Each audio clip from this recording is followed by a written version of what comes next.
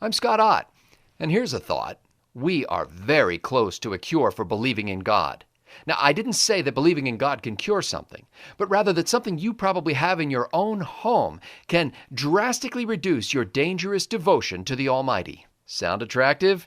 It is, and more than you know, because the cure for believing in God is magnets.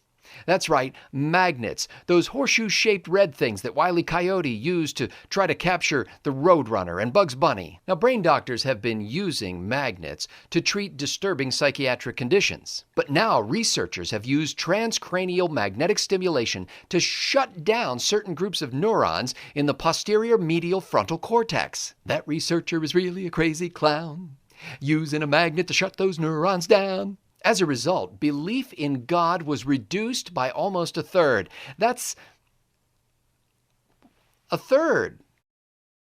Now, I don't know if that means that Christians, after magnetic treatment, still believe in the Father and the Son, but not the Holy Spirit, or if Hindus are down to their last 220 million manifestations of the unfathomable Brahma, or Muslims were left with a diminished Allah who could provide a mere 48 virgins for those jihadis who martyr themselves in the cause of Allah. This exciting news comes from the journal Social Cognitive and Affective Neuroscience, which we subscribers refer to as SCAN.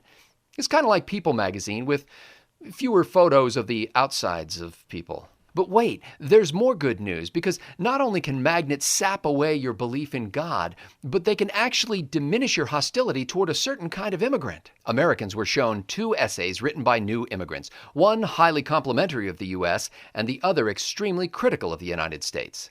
After the magnetic treatment, they were 28.5% less bothered by escalating immigration numbers. So not only can magnetic treatment draw out your affection for God, but it can also help you feel less threatened by people who are threatening your country. You know, back in the day, aberrant behavior could be treated with a prefrontal lobotomy, just scraping away the neural connections to remove your problems and your personality. But that kind of brutal medieval practice could never happen today. I mean, postmodern scientists would never cut open your head to alter your behavior and your thoughts. Because who needs a scalpel when magnets can significantly reduce the joy that comes from knowing that the God of the universe loves you, watches over you, and invites you to spend eternity with Him? What's amazing is that the magnetic procedure works at all, because everyone knows that your brain has nothing to do with faith in God. But you see, because faith in God is an anti-intellectual activity,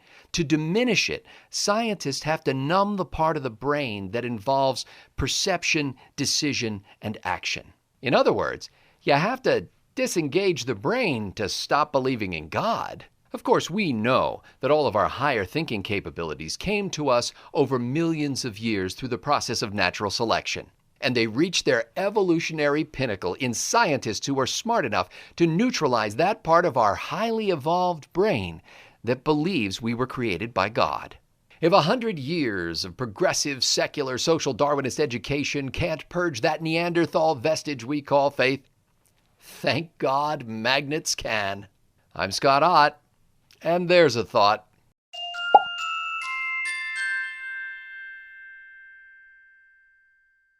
That researcher is really a crazy clown, using magnets to shut those neurons down.